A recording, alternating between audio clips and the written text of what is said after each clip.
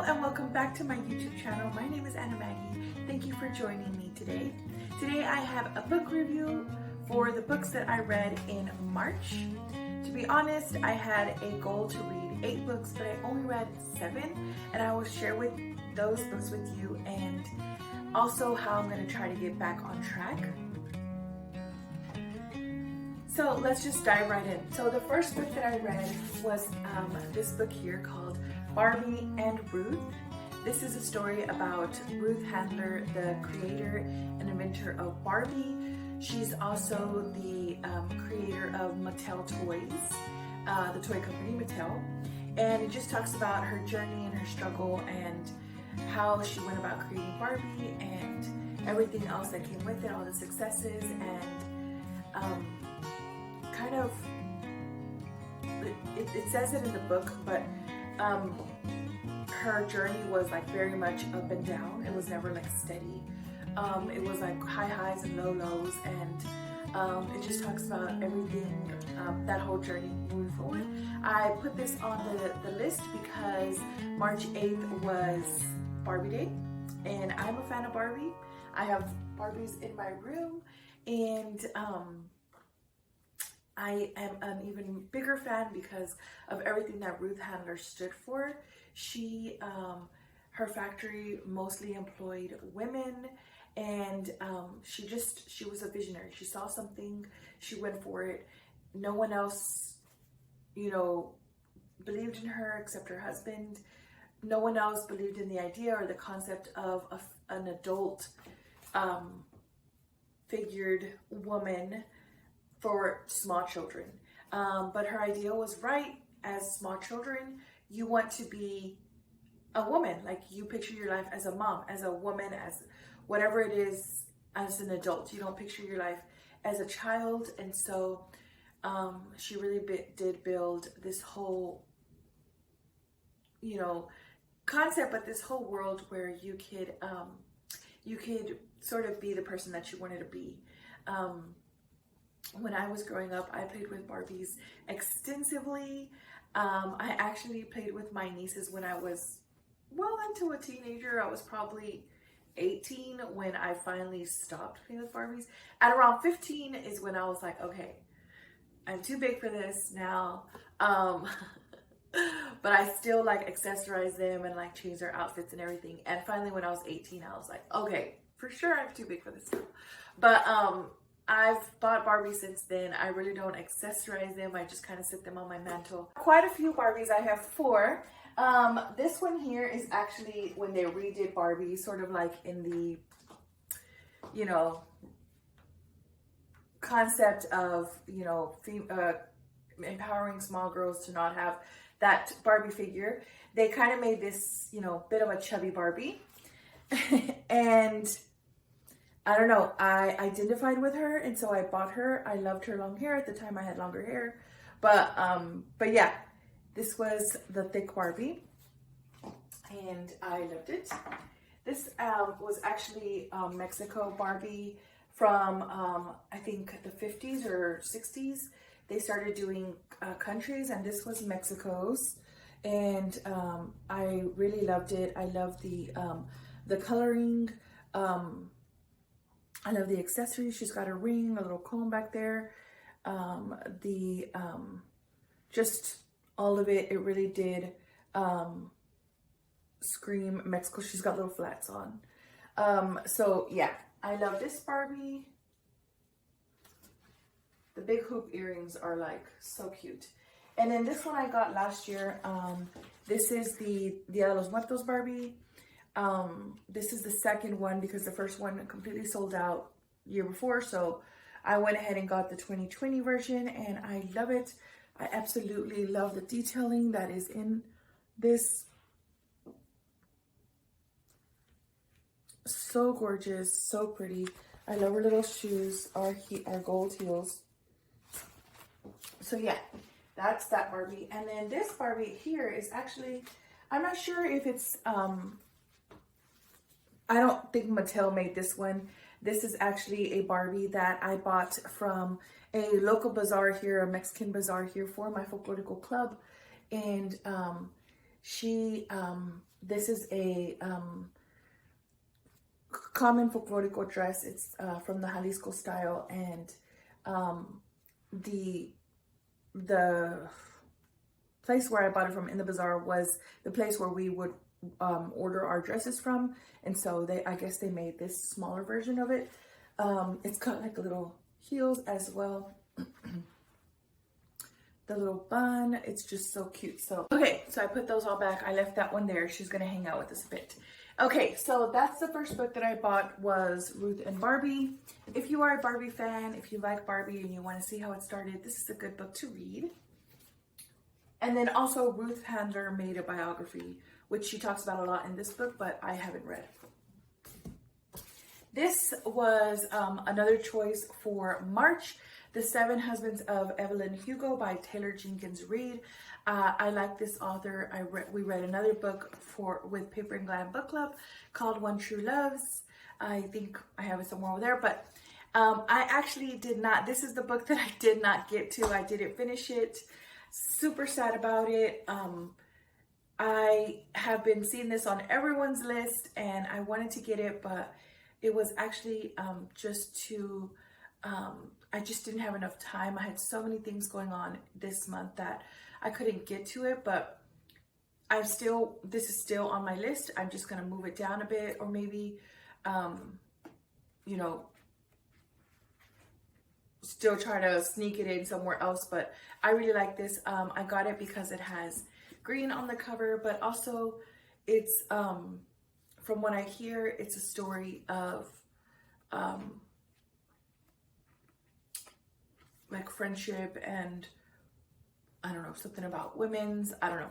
I got it because Women's Day is on March 8th, and so I wanted to read something for that, but yeah, I couldn't get to it.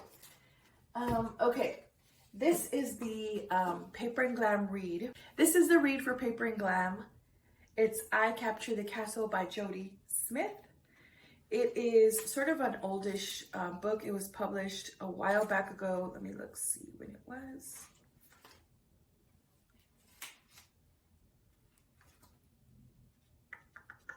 1948. So it's kind of old, but it's really good. It's about sisters who kind of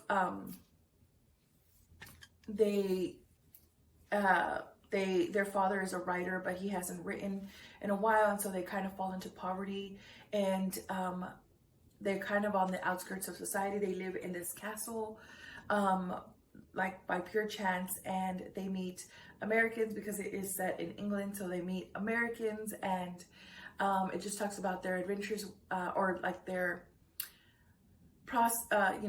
their, I guess, dating and their coming of age. The main character is a young girl, and so she kind of like, comes of age in the book, right alongside you. It is a bit of a long read. It's pretty thick, to be honest, too. Like, it was one of the thickest books that I read this month. I did read it quickly, to be honest, but there was some parts where it was dragging. We talked about this in the Paper and Glam Book Club, so if you want to see more about our thoughts on this book, please join the Paper and Glam Book Club. I will link it. This book was one that I meant to read. I will probably do it again later. It is The 40-Day Sugar Fast by Wendy Speak. I tried to read this for Lent, but to be honest, I couldn't give it up, so I might do it again next year or at another time, but this is a DNF, did not finish for me. But it is pretty cool. It's every day you would go in and read a new chapter, so that it reminds you every day why you're doing the sugar fast and how it's based on the Bible. And it's like, helping you detox your soul and your mind as well as your body. But I couldn't finish it. I started reading another devotional that I'll get to in a bit, but I started reading another devotional instead of this one, so I wasn't able to finish this one. The other book I read is called The Austin Escape by Catherine Rie. And this was such a good book. I actually started reading this last year, and I put it away for a better time, and the better time was now. It's more of end of an end of summer book, but I decided to read it in March because it's got like green on the cover, and everybody needs a little bit of an escape in March. I feel like everyone goes somewhere, and it was a perfect read for that. This is the tale of two friends, and they escape to have an Austin escape. They're actually from Austin, Texas, or around there, but they go to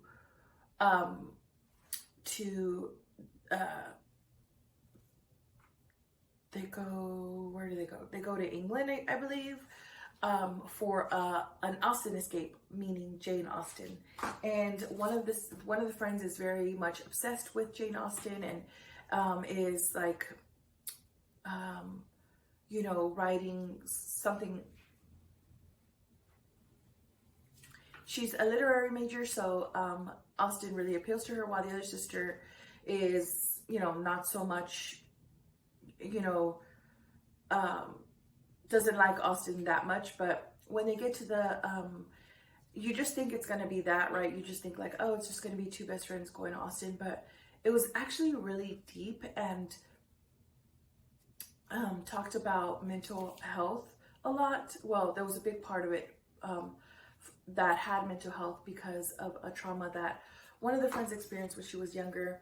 I saw myself in the friend who had the trauma, to be honest, in Isabel, because if you're into Enneagram, she's an Enneagram-ish, or she's an Enneagram 7, I think. Of course, you don't know, but she's very much one of those who's kind of into this and that, and moves along between, goes through friends and people, and kind of escapes her issues with, different things. And one of her, so anyway, the escape is more of like a mental escape as well, like and so it talks a lot about her using escapism to get through this trauma. And without realizing, I realized personally for myself that I kind of do that as well.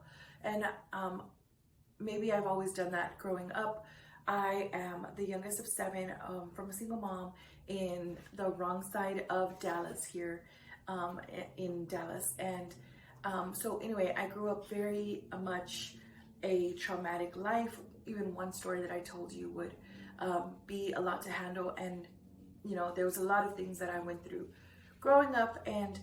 But one thing that I know that I've always had is books. I've always read books, and that sort of was an escape for me as much as it was for Isabel, who escaped into the world of Jane Austen. I also escaped into different worlds, and it made me actually think a lot about myself. That's why I'm saying it was so deep, because I was like, do I do this too? So it was a very much deep and powerful for me, but it was also fun and light.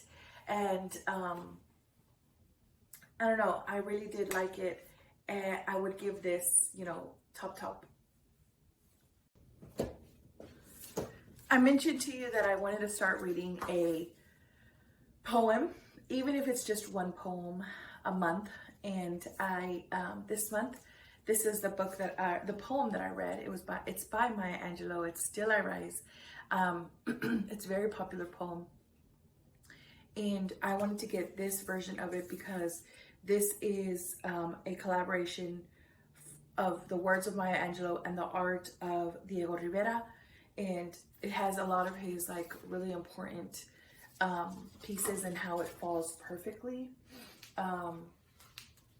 So there's one like this one here. This is like a very important, like a very big piece of his, and her, like, the line is shoulders falling down like teardrops, weakened by my soulful cries. Like, it just, they found a way to make, to have the perfect art for her words and her poems. So This also is another favorite of mine, this art piece of here, and her line says, "You may kill me with your hatefulness, but still like air I rise." And I just thought it was perfect. I loved it. I actually wanted to get the inauguration speech by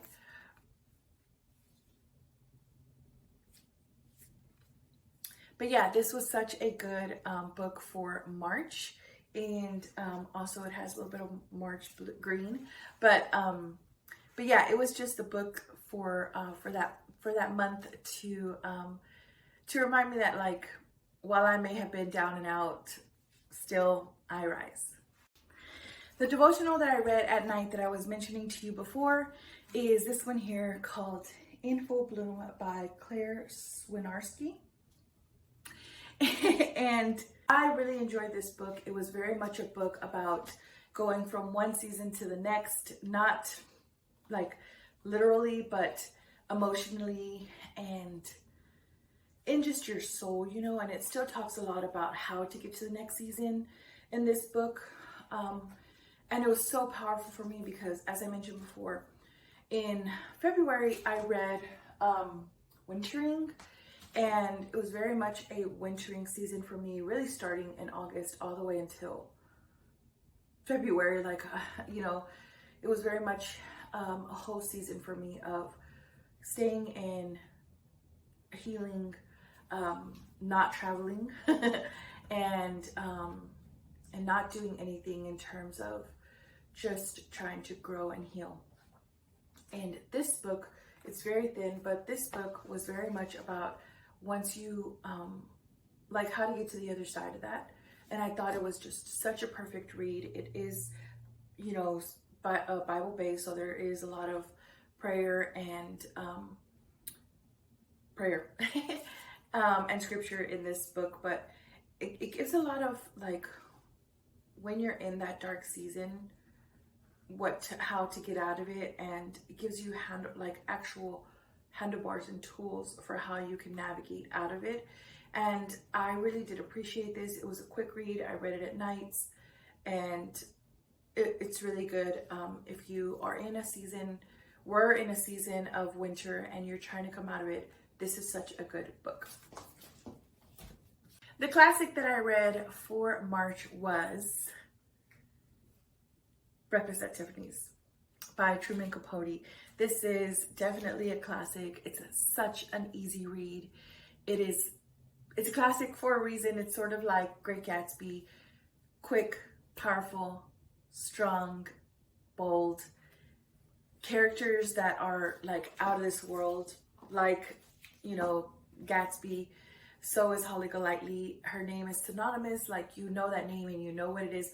Actually, it's funny because in The Austin Escape, the main character, her name is Mary. She's some kind of program developer. She develops, I don't know, PCs, I think. And one of her programs is called Holly Golightly. And it had a lot of reference to, or, you know, that was a lot of talk about Holly Golightly and in that program, but also, so it was perfect that I read this book during that month. Like I said, it's one of my favorite movies. And it's now one of my favorite books. I'm trying not to make a classic a favorite book, but this one was pretty much one of those favorites of mine. The character is, like I said, very bold and powerful, and it's such a good read. I'm so weary of speaking of classics because I feel like I don't do them any justice. So get this one. It's super easy. There's actually two in here, two books in here in one because Breakfast at Tiffany's is such a short read. Like, this is what Breakfast at Tiffany's is. Their other side is House of Flowers, which is another short story. And then we go into, the next one is A Diamond Guitar. Then we have A Christmas Memory. So there's actually 4 books in this small one. I only read Breakfast at Tiffany's, to be honest. I didn't read the other ones. I might pick them up later, but such a good. My book by a Hispanic author this month is Inés of My Soul by Isabel Allende. Isabel Allende is one of my favorite authors.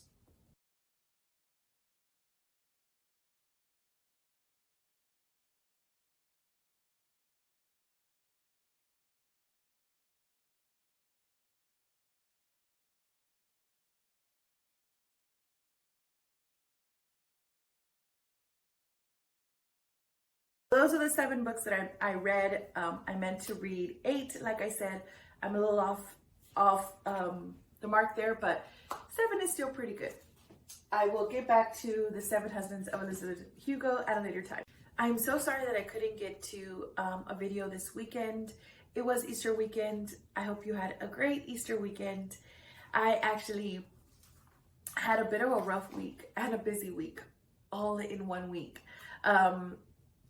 Our pup of 13 years, 14 years, 14 years actually passed last week on Tuesday. And so it was a very rough week in terms of, grieving. And then I had a lot to do at work as well. I hosted some VIPs to a trip to the Magnolia in Waco here in Texas, and that happened on Friday, so a lot of my week was spent planning for that. And then it was Easter, and that is a whole thing of itself, with Good Friday and Easter service, and then Easter egg hunt with the family. So it was a lot to keep me occupied this week. I do apologize. I still do have a video in store for you on Saturday, but this one is just a freebie to try to make up for last Saturday. But anyway, thank you so much for watching. I really do appreciate it, and I will talk to you all very soon. Bye.